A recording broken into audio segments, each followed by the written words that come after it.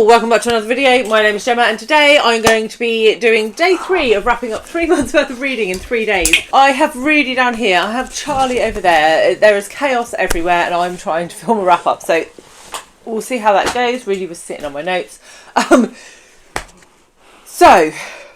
Yes, this is my attempt to catch up with my wrap ups and we're going to go straight in. And in July I read 12 books and I DNF'd nothing, which is very rare for me. I usually DNF at least one book, but nothing was DNF'd in July. Though I did have a 2-star read, and we'll start with that. So, The Fraud by Zadie Smith was my 2-star book. This has actually had quite a lot of praise attention. I know Zadie Smith is a really beloved author. This is the first book of hers that I have read, and I feel like that was a mistake. This is a historical fiction novel, and we are following sort of the household of William Ainsworth, who is a failed Victorian novelist. He knows people like Charles Dickens and various other famous Victorian authors, and we are following his housekeeper slash sister-in-law. Is she a sister-in-law? She's sort of related through marriage somehow. She's a widow. And we sort of go through what it's like for her living in that house, but also a trial, the Tichborne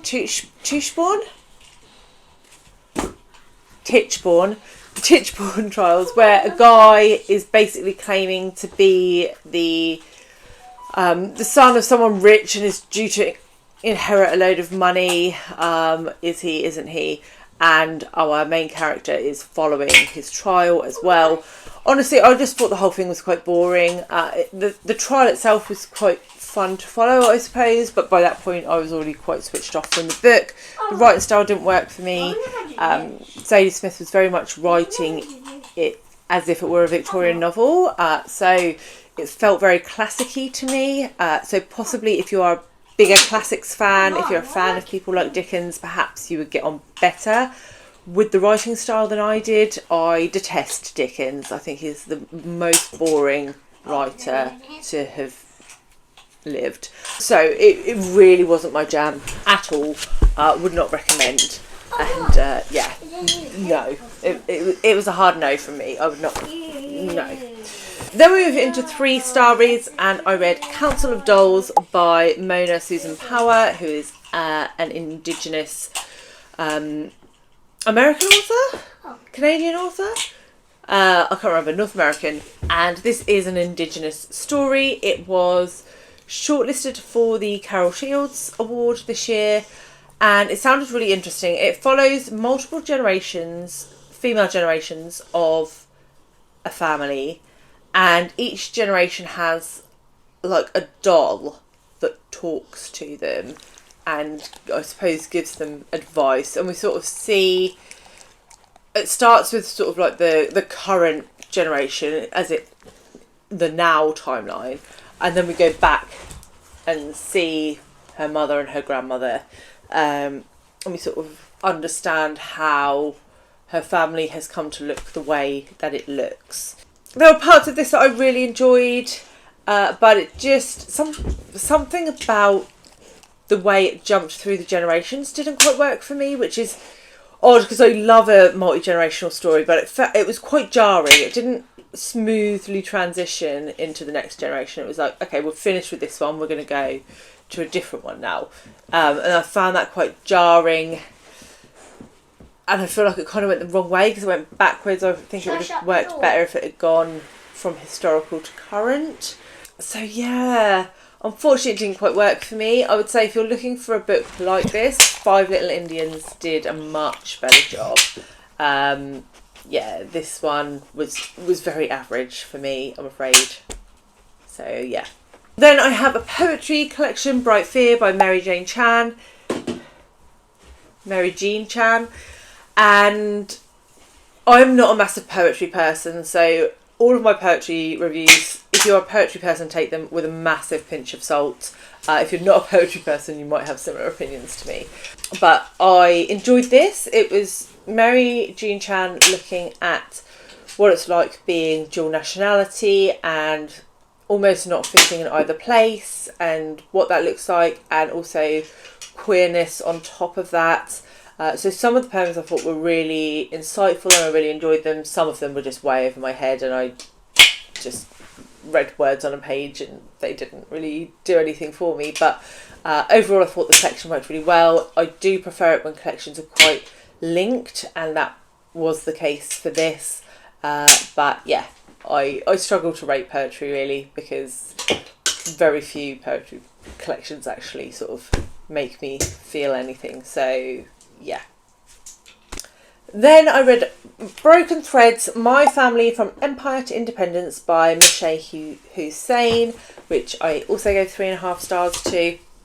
This is a non-fiction recollection of Husain's family immediately, well, prior to, during and post partition. Some parts of this book were really interesting. At the beginning, the first sort of 20-25% I really liked.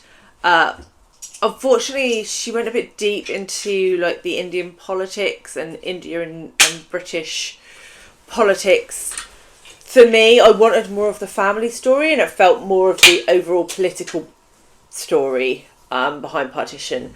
So though I found it really educational and I learned a lot from it, it wasn't quite what I wanted it to be. And I also really wanted it to cover the period of partition a little bit more closely. It kind of skipped over that to a degree for me. I wanted to know how her family actually felt, having to leave the places that they had lived for their entire lives. It felt like it was too heavily leaning on the pre-politics and the post-politics and less on her family's actual experience. And that may well be because she didn't have enough resources to fill those gaps. But yeah, it was disappointing because that's kind of what I thought it was going to be, and it wasn't really enough of that for me. So yeah, really interesting, but didn't quite hit the nail on the head for me. In 8th position, we have Silver on the Tree by Susan Cooper, which is the final book in the Darkest Rising trilogy series. There's 5 books in the series, and I enjoyed this book a lot. In the series, some of the books follow one cast of characters and some follow another guy, and in some of them they're all together, and in this one they all come back together again, and it's sort of like the final battle. It's light against dark, and I really enjoyed it. There's some great scenes in here, great world building, where a couple of the characters go to almost a different world, and it was really beautifully written. Definitely one of my favourites from the series, and a great way to wrap up the whole story. The end felt very bittersweet, both in what happened plot-wise, but also because I had read the first 4 of these with Alice, and I then wasn't able to speak to her about the final one. But I did speak to her lovely mum Jane, which meant a lot to me. But yeah, it's a bittersweet feeling, you know.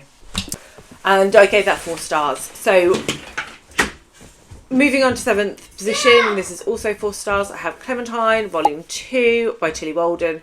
Tillie Walden is one of my favourite graphic novelists, and this is a series of hers that she has written. It's in the world of The Walking Dead, and we follow our main character, Clementine, who has lost a leg, and she is with a group of friends, and in this sort of episode, I suppose, they end up on an island with a community on that island, and it's about what happens there. If you like The Walking Dead, it is just like an episode of The Walking Dead with different characters. I really like it, so that works for me. I also like being the second volume that I'm getting to know all of the characters a little bit more. Some of the side characters were fleshed out a little bit more in this volume. So yeah, I'm looking forward to Volume 3. I think that comes out next year, possibly. So yeah, looking forward to that.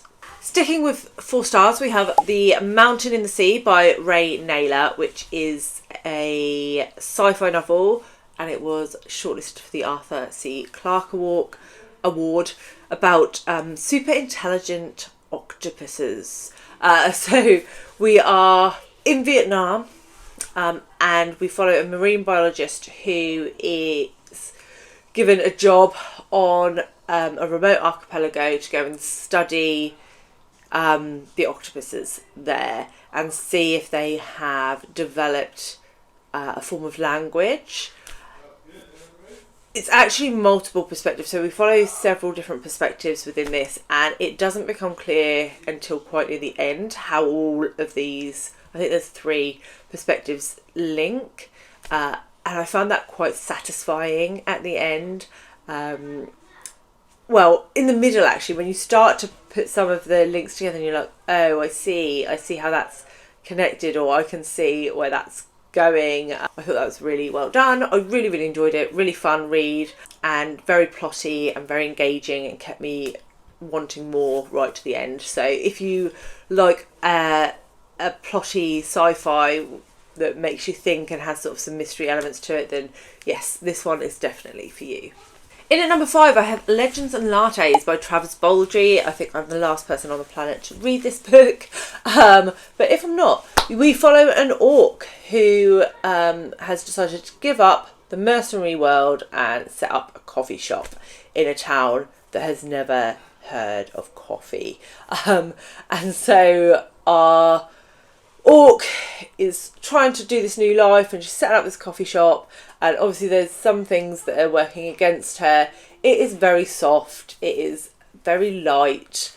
It's, again, not a work of literary genius, but it was just what I needed at the time. It was fun, it was funny, it was light-hearted, warm-hearted, and yeah, I really enjoyed it. So I think all the hype is right. It was so much fun to read, and I look forward to reading the next one, which is Bookshops and Bone Dust, I believe. So yeah, really enjoyed that. In at number 4, I have A Trace of Sun by Pam Williams, which was longlisted for the Women's Prize for Fiction this year. And I really love this book, 4.5 stars. And we follow a family, well, a mother and son predominantly. The mother comes over to the UK from the Caribbean, and she has to leave her son behind to set up in the UK. She is pregnant, and so she has another baby when she's in the UK, and eventually her son comes over to join her and his dad and his new baby sister. And from there we see the effect that separation has had on him and on his mother, and how that really catastrophically affects their family going into the future. I thought this was so well done. I thought the study of mental illness, particularly in young adults, was really well done. It broke my heart. There are some really challenging themes in this, and I think it really captured not just the mental health element from like a young man's perspective, but the turmoil of a mother who has just not had the options to make her children safe, and your heart just bleeds for this woman. She tries so hard, but like the world is stacked against her. And yeah, I really recommend this book. I really recommend it. It's so well done, and I'm really sad that it didn't get shortlisted, because it's an incredible piece of literature looking at the sort of immigrant experience, the Caribbean immigrant experience in the UK. So yeah, like, do yourself a favour and pick that book up. Then in a 3rd place, I have Aristotle and Dante Discover the Secrets of the Universe by Alire Saenz. I'm not sure if I'm saying his name correctly. I audiobooked this from my library, and the audiobook was narrated by Lin-Manuel Miranda. If you don't know who he is the mastermind behind Hamilton. He wrote all of the music for Hamilton, and he played Hamilton in the Broadway version. He also wrote all the music for Moana, and I am a fan. I am a fan of this man, and he narrated the story, so I think that definitely played into my enjoyment of it. But this was, again, a book that I think hit me at the right time. I was really in need of like life-affirming books, and this is about two young boys, Aristotle and Dante, who meet one day at a swimming pool. Neither of them really have loads of friends. They are actually quite opposite in personality, but they instantly click and they have this amazing friendship together. And we just follow their lives really for a couple of years, and it was just so lovely. Like, there's some hard things that happen within this book, but the friendship that they have is just, oh, I just love those boys. I just love them. And yeah, I would really recommend it. It's technically a YA novel, but it's just fantastic. I would recommend it to any reader. It just, yeah, it warms your cockles. Then in at number 2, and we are still on 4.5 stars, I have Wifedom by Anna Funder. And this is about the wife of George Orwell. This was such an interesting book. I find George Orwell quite interesting. I've read his two most popular novels. I've read 1984 twice, and I've read Animal Farm. And I loved the way that Funder in this really looked at his wife's influence on that, and it comes to light that she had quite significant influence, but it follows their lives through the war and trying to conceive and adopting a child, and just so much happened in her life. She was part of so many different things, and then to be George Orwell's wife on top of it, and he was not the easiest of men to be married to. But Funder did it with a very sensitive approach. She is a fan of George Orwell, and she didn't want to just trash him. And I think she did a good job of that, actually. George Orwell was not the nicest man, but she highlighted his good parts and his bad parts, and really focused on his wife and how his actions affected her. And I thought it was just incredible, really interesting. I actually think Orwell's wife is much more interesting than Orwell himself, and clearly Funder agreed. So yeah, do yourself a favour and pick that book up, because it's really, really interesting. And then in my number 1 spot, I have Ti Amo by Hanne Orstavik. Tiny the Rufus.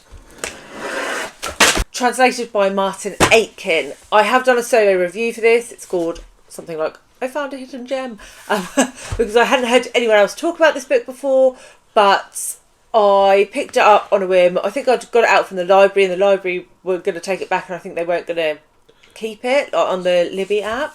So I was like, oh no, I've got to read it, and it was really short. So you're in the brain of a woman whose husband is dying of terminal cancer, and it is about her struggle with that. And I think that's a really interesting perspective, because usually there is focus on the person with the illness, but this is very much on the experience of the carer and what that does to them as they watch the person that they love disappear. It's a hard read, absolutely heartbreaking read, but it was so beautifully written, and it was sort of stream of consciousness, which is not usually my jam, but it was written really well. And yeah, I would highly recommend to anyone to go and pick that book up, because it is a hidden gem. It's a little diamond that's not getting anywhere near the praise that it should be getting, because yeah, it was phenomenal. Absolutely phenomenal book. Highly recommend, and I'm very much looking forward to reading more of Orstavik's backlist. So yes, so that was it. That was the 12 books. I'd love to know if you've read any of these. If you missed my June wrap up from yesterday, I will leave that here for you, and I'll see you all very soon with another one. Bye guys.